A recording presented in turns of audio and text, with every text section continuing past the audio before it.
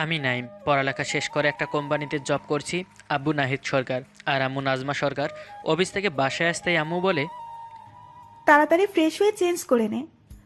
কেন আম্মু, কোথাও যাবে নাকি? তোর জন্য মেয়ে দেখতে যাব। আম্মু আবারও সেই একই কথা, কতবার বললাম আমি এখন বিয়ে করব না। কেন? কোনো মেয়েকে পছন্দ করছিস? সে সময় চেয়েছে? আরে না আম্মু, কি বলো, এমন কিছু না। তাহলে তোর সমস্যা কোথায়? আমি বুড়ো মানুষ, কতদিন বাঁচবো বল? আমি কি তোর বিয়ে দেখে যেতে পারবো না? আচ্ছা ঠিক আছে, আর ইমোশনাল ব্ল্যাকমেল করতে হবে না, আমি ফ্রেশ হয়ে আছি। বলেই রুমে গিয়ে ফ্রেশ হয়ে একটা কালো শার্ট আর প্যান্ট পরে নিচে আসতেই আম্মু আর আব্বু আমাকে নিয়ে চলে আসে মেয়ের বাসায়। অনেক কিছু খেতে দিয়েছে, কিন্তু খেতে পারছি না, কেমন জানি লজ্জা লজ্জা করছে। একটু পর মেয়েকে নিয়ে আসা হলো। ইয়া বড় একটা ঘোমটা দিয়ে আসে, আমাদের সামনে বসেছে। আম্মু টুকটাক কথা জিজ্ঞেস করছে। আমার তো মেয়েটার মুখ দেখার জন্য আর তর সইছে না। আম্মু মেয়েটার কাছে গিয়ে ঘোমটা খুলতেই মুখ থেকে বের হয়ে যায়, মাশাল্লাহ আলহামদুলিল্লাহ। সবাই আমার দিকে তাকিয়ে আছে, আমি মাথা নিচু করে বসে আছি। বিশ্বাস করেন আবির ভাই, মেয়ে তো নয়, যেন আকাশের পরী। রিয়াজের ওই গানটা মনে পড়ছে, আমি জ্ঞান হারাবো, মরেই যাব। একটু পর আম্মু বলে, নাইম, তোরা চাইলে আলাদা কথা বলে নিতে পারিস। আমি কিছু না বলে চুপচাপ বসে থাকি। এরপর দুই পরিবারের সবাই মিলে আমাদের আলাদা কথা বলার ব্যবস্থা করে দেয়। ছাদে দাঁড়িয়ে আছি দুজন, দুজনের মাঝেই নীরবতা। নীরবতা ভেঙে আমি বলি, আপনার নামটা জানতে পারি? জি, আমি পড়ি। আর আপনার? আমি নাইম। তা আপনার এই বিয়েতে মত আছে তো? আমাকে আপনার পছন্দ হয়েছে? হুম। আর আপনার আমাকে পছন্দ হয়েছে? হুম, খুব। আমার একটা কথা আছে। হুম, বলুন। বিয়ের জন ঠিক করার পর থেকে আমরা প্রেম করব, ঠিক আছে? আমি অনেকটা অবাক হয়ে যাই পরীর কথা শুনে। পরীকে বললাম, বিয়ের আগে বেশি দিন হলে 7 থেকে 8 দিন সময় পাওয়া যাবে। সমস্যা নেই, এই 7 দিন প্রেম করব। আপনার কোনো আপত্তি আছে? আমি মুচকি হেসে না বললাম। দুজনে মুচকি হেসে অন্যদিকে তাকাই। আরও কিছু সময় কথা বলে দুজনে নিচে চলে আসি। এরপর আব্বু আম্মু আমার দিকে ইশারায় জানতে চায় পছন্দ হয়েছে কিনা। আমি মুচকি হাসি। এরপর আব্বু আম্মু পরীর আব্বু আম্মুর সাথে কথা বলে আগামী শুক্রবার আমাদের বিয়ের জন্য ঠিক করে। এরপর আমরা বাসায় চলে আসি। আসার আগে পরীর মোবাইল নাম্বার নিয়ে এসেছি। বাসায় এসে ফ্রেশ হয়ে আব্বু আম্মুর সাথে গল্প করছি। তখন আম্মু বলে, কিরে, মেয়ে পছন্দ হয়েছে? আমি কিন্তু মেয়েকে আগে থেকেই চিনি। আগে থেকে চিনো মানে?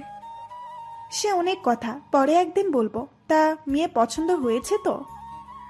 আমি কিছু না বলে আম্মুকে জড়িয়ে ধরে গালে চুমু দিয়ে রুমে চলে যাই।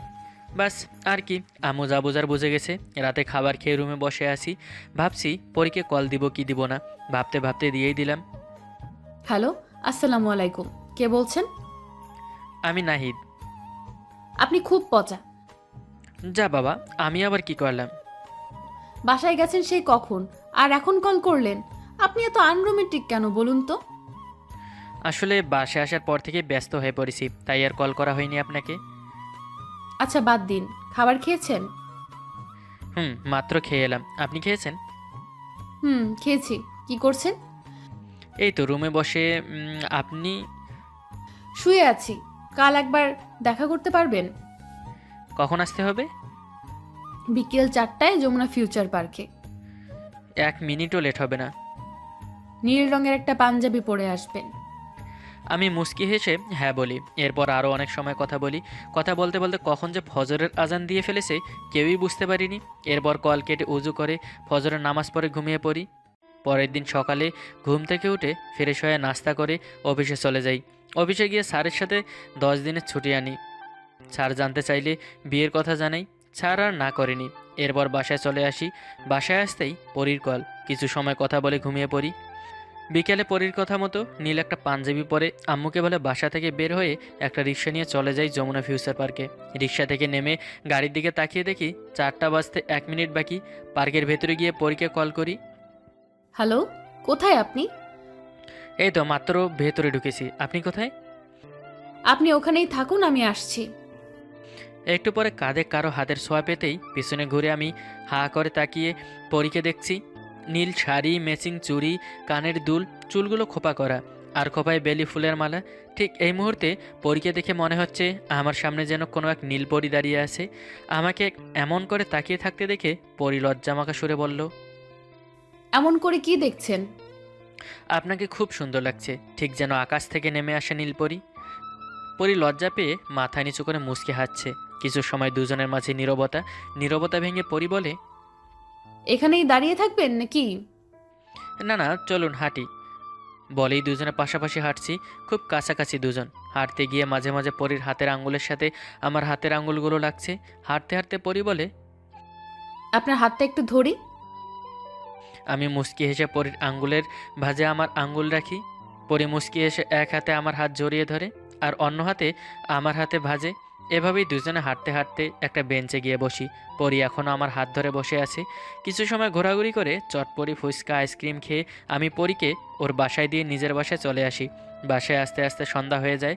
আব্বু আম্মুর সাথে কিছু সময় বসে গল্প করে রুমে এসে ফ্রেশ হয়ে রবীন্দ্রনাথ ঠাকুরের চোখের বালি উপন্যাসটি পড়ছি। কিছু সময় পড়ার পর মোবাইলটা বেজে ওঠে। হাতে নিয়ে দেখি পরী কল করেছে। কল রিসিভ করে, হ্যালো ম্যাডাম, কি করছেন? বসে আছি। আপনি কি করছেন? চোখের বালি উপন্যাস পড়ছিলাম। ডিস্টার্ব করলাম নাকি? আরে না না, ডিস্টার্ব করবেন কেন? আচ্ছা, আমরা আপনি থেকে তুমিতে আসতে পারি না? অবশ্যই আসতে পারি। এভাবে আরও কিছু সময় কথা বলে ঘুমিয়ে পড়ি। এভাবেই দেখতে দেখতে বিয়ের দিন চলে আসে। এর মধ্যে আমার আর পরীর মাঝে ভালোবাসার একটা সম্পর্ক গড়ে ওঠে। একটু আগেই আমার আর পরীর বিয়ের কাজ শেষ হয়ে যায়। বিদায়ের সময় পরী তার আব্বু আম্মুকে জড়িয়ে ধরে অনেক কান্না করে। এরপর গাড়িতে উঠে বাসায় চলে আসি। পরী গাড়িতে আমার বুকে মাথা রেখে শুয়েছিল।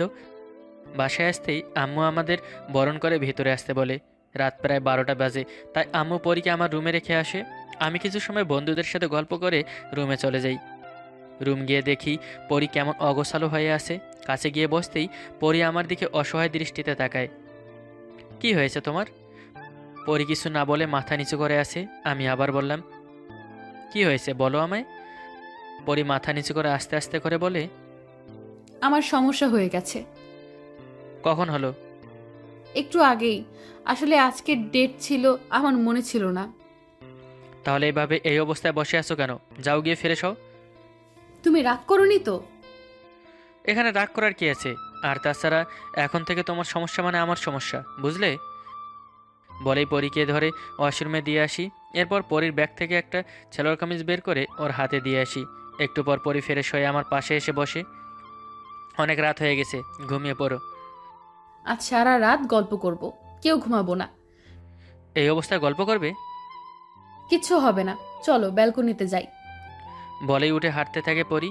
বলে, তুমি এত আনরোমান্টিক কেন? এখন আবার কি হলো? কোলে করে নিয়ে যাও। মুচকি হেসে পরীকে কোলে তুলে নিয়ে ব্যালকনিতে চলে যাই। ব্যালকনিতে গিয়ে একটা চেয়ারে পরীকে বসিয়ে দিয়ে আমিও অন্য একটা চেয়ারে বসি। পরী উঠে এসে আমার কোলে বসে, আমার গলা জড়িয়ে ধরে বসে, আজকের রাতটা নিয়ে কত স্বপ্ন ছিল, সব মাটি হয়ে গেল। এই, একদম হাসবে না। আমার স্বপ্ন ভেঙে গেছে আর উনি হাসছে। আচ্ছা বাবা, আর আসবো না। আর আগে সুস্থ হও, তারপর সব স্বপ্ন পূরণ হবে। একটা চুমু দাও না। আমি পরীর দুগালে হাত রেখে চারটা ঠোঁট এক করে দেই। 2 মিনিট পর ছেড়ে দিয়ে পরীকে বুকে জড়িয়ে আরও কিছু সময় সেখানে বসে দুজনে রুমে এসে শুয়ে পড়ি। পরী আমার বুকে মাথা রেখে শক্ত করে জড়িয়ে ধরে ঘুমিয়ে আছে। আমিও পরীকে জড়িয়ে ধরে ঘুমিয়ে পড়ি। পরের দিন সকালে ঘুম থেকে উঠে দেখি পরী তোয়ালে পেঁচিয়ে ওয়াশরুম থেকে বের হচ্ছে। মাত্র গোসল করে বের হয়েছে। পরী আমার কাছে এসে বলে, ওঠো, আমার চুল মুছে দিবে। মুচকি হেসে উঠে পরীর চুল মুছে দিচ্ছি। পরী আমার কোমর জড়িয়ে ধরে আছে আর মাঝে মাঝে দুষ্টুমি করে আমাকে সুরসুরি দিচ্ছে। চুল মোছা শেষে পরী আবার বলে, এবার শাড়ি পরিয়ে দাও। আমি শাড়ি পরিয়ে দেবো তোমায়? এখানে আর কেউ আছে বুঝি? মুচকি এসে পরীর হাত থেকে শাড়িটা নিয়ে পরাতে শুরু করি। শাড়ি পরানো শেষ প্রায়, কুচি গুজে দিলেই হয়ে যাবে। আমি যখন কুচিটা গুজে দিতে যাব তখনই পরীর নাভির পাশে ছোট্ট তিলটায় আমার চোখ আটকে যায়। ধীরে ধীরে আমি যেন এক ঘোরের মধ্যে ডুবে যাচ্ছি। নিজেকে কেমন মাতাল মাতাল লাগছে। কখন যে পরীর তিলে নিজের ঠোঁট ছুঁয়ে ফেলেছি বুঝতে পারিনি। আমার ছোঁয়ায় পরী কেঁপে ওঠে। আমার শার্ট খামছে ধরে আছে। একটু পর পরী বলে, কি ছাড়তে ইচ্ছে করছে না বুঝি? আমি পরীর নাভি থেকে ঠোঁট সরিয়ে কুচিটা গুজে দিয়ে ওর মুখোমুখি হয়ে বলি, না করছে না। তোমার ওই বিউটি স্পট দেখে কেমন জানি নেশা নেশা লাগছে। পরি লজ্জা পেয়ে আমার বুকে মুখ লুকায়। একটু পর পরীকে সারিয়ে কপালে চুমু দিতেই দরজায় ঠক ঠক। আম্মু খাবার জন্য ডাকছে।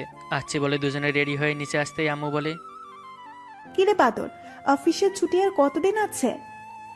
আম্মু আমি এখন বড় হয়েছি, আর বউয়ের সামনে আমাকে অপমান করছো, এটা কিন্তু ঠিক না। আমার বৌমার তো জানার দরকার আছে তুই যে একটা বাদর। আম্মুর কথা শুনে বউ আমার মিট মিট করে হাসছে। আমি মনে মনে বলি, মান সম্মান আর কিছুই রইল না গো, নতুন বউয়ের সামনে আমাকে বলে বাদর। একটু ইজ্জত আর অবশিষ্ট রইল না, মান সম্মান পাইলাম না। আরও টুকটাক কথা বলতে বলতে খাবার খেয়ে বসে গল্প করছি, হঠাৎ মোবাইলটা বেজে ওঠে। মোবাইলটা হাতে নিয়ে দেখি অফিসের বস কল করেছে। অফিসের কাজের জন্য সিলেট যেতে হবে কালকেই। আমি বললাম, স্যার আমি তো ছুটিতে আছি, আর আমার ছুটি শেষ হতে আরও 3 দিন বাকি। স্যার জানায় কাজটা খুব ইম্পর্টেন্ট, আর আমি ছাড়া কারো ওপর ভরসা করতে পারছে না। আর কি, রাজি না হয়ে উপায় আছে। কল কেটে আম্মুকে সবটা বললাম। সব শুনে আম্মু বলে, ঠিক আছে, বৌমাকে সাথে করে নিয়ে যা, তাহলেই তো হলো। কিন্তু কাল তোর বাসায় যাওয়ার কথা আমাদের। সমস্যা হবে না, আমি বিআইকে সব বুঝিয়ে বলবো। আর তোরা ফিরে এলে তখন না হয়ে যাবি। আর কি, হয়েই গেল। পরের দিকে তাকিয়ে দেখি ও অনেক খুশি। আরও কিছু সময় আব্বু আম্মুর সাথে গল্প করে রুমে চলে আসি। রুমে এসে পরীকে জিজ্ঞেস করলাম, তোমার কোনো সমস্যা হবে কিনা, সেটাই তো জানা হলো না। আমি তো অনেক খুশি, বিয়ের পরের দিন হানিমুন, আহা কি রোমান্টিক। এই যে ম্যাডাম, আপনার যে প্রবলেম হয়েছে সেটা বলে গেছেন। সমস্যা নেই, সেখানে কম হলেও তো 7 দিন থাকবো। আমি ওইখানে কাজের জন্য যাচ্ছি, বুঝলে। হুম, সারাদিন কাজ করবে আর রাতে আমাকে আদর করবে, তাহলেই হয়ে গেল। এই তোমার লজ্জা করে না? নিজের বিয়ে করা বরের কাছে আবার কিসের লজ্জা? আর শরম করলে গরম ভাত জুটবে না, বুঝলে আমার প্রাণের স্বামী। হুম, বুঝি গো আমার রোমান্টিক বউ। এখন আমায় পেছন থেকে জড়িয়ে ধরে আমার কাঁধে তোমার থুতনিটা রাখো তো। আমি মুচকি হেসে পরীকে পেছন থেকে জড়িয়ে ধরে ওর কাঁধে থুতনি রেখে ঘাড়ে চুমু দিতেই পরী কেঁপে ওঠে। ও শাড়ির আঁচল শক্ত করে চেপে ধরে। কিছু সময় দুজনে এভাবেই থাকি। এরপর পরী আমার দিকে ঘুরে আমার পায়ে ওর পা দাঁড়িয়ে কপালে গালে চুমু দিয়ে আমার গলায় এক হাত আর এক হাত আমার কাঁধে রেখে 4টা ঠোঁট এক করে দেয়। 2 মিনিট পর ছেড়ে দিয়ে আমার বুকে মুখ লুকিয়ে ফেলে। এভাবেই কেটে যায় আজকের দিনটা। রাতে সব কিছু গুছিয়ে ঘুমিয়ে পড়ি। পরের দিন সকালে ঘুম থেকে উঠে ফ্রেশ হয়ে নাস্তা করে রওনা দিই সিলেটের উদ্দেশ্যে। সিলেট পৌঁছাতে পৌঁছাতে প্রায় সন্ধ্যা হয়ে যায়। এতটা পথ জার্নি করে আশায় খুব ক্লান্ত। ফ্রেশ হয়ে দুজনে ঘুমিয়ে পড়ি। পরি আমার বুকে মাথা রেখে ঘুমিয়ে আসে। রাত প্রায় 9টার সময় ঘুম ভাঙে। দুজনে ফ্রেশ হয়ে নিচে গিয়ে খাবার খেয়ে নেই। রাতে ব্যালকনিতে দাঁড়িয়ে আসি। পরি এসে আমার বুকে মাথা রেখে বলে, বউকে রেখে একা একা সিলেটের সৌন্দর্য উপভোগ করছো, এত আনরোমান্টিক কেন তুমি? আচ্ছা আমি আনরোমান্টিক, দাঁড়াও দেখাচ্ছি তোমায়। বলে পরীকে কোলে তুলে রুমে এসে বিছানায় শুয়ে দেই, আর আমি ওর ওপরে শুয়ে কপালে গালে ঠোঁটে কিস করতে থাকি। দুজন এক নেশার ঘরে চলে যাচ্ছি। হঠাৎ আমার মনে পড়লো পরী তো অসুস্থ। উঠে যেতে নিলে পরী আমার শার্টের কলার টেনে ওর ওপরে ফেলে দিয়ে বলে, কি হলো, উঠে যাচ্ছ কেন? তুমি তো অসুস্থ, আর আমার মাথায় ছিল না। কিছু হবে না, আমি পারবো, এসো। আরে পাগল হয়ে গেছো, পরে প্রবলেম হবে। কিছু হবে না, আর তুমি তো পাগল করেছো। এখন আমি তোমার থেকে দূরে থাকতে পারবো না, আমার নিঃশ্বাস বন্ধ হয়ে যাবে, প্লিজ। পরীর এমন আবদার আর মায়াবী চাহনি দেখে আমি আর নিজেকে আটকে রাখতে পারছি না। এরপর ধীরে ধীরে দুজনে হারিয়ে যায় ভালোবাসার এক নতুন রাজ্যে।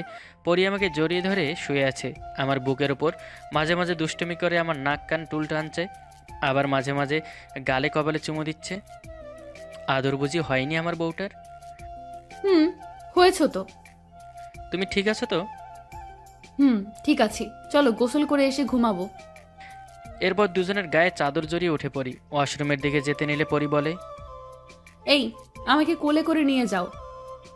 আমি মুচকি হেসে পরীকে কোলে তুলে নিলাম। ওয়াশরুমে গিয়ে দুজনে ঝর্ণা ছেড়ে দিয়ে ঝর্ণার নিচে দাঁড়িয়ে আসি। পরী খুব দুষ্টুমি করছে, কখনো গালে চুমু দিচ্ছে, তো আবার ঠোঁটে ঠোঁট ছোঁয়াচ্ছে। দুষ্টুমি করতে করতে দুজনে গোসল শেষ করে এসে চেঞ্জ করে নেই।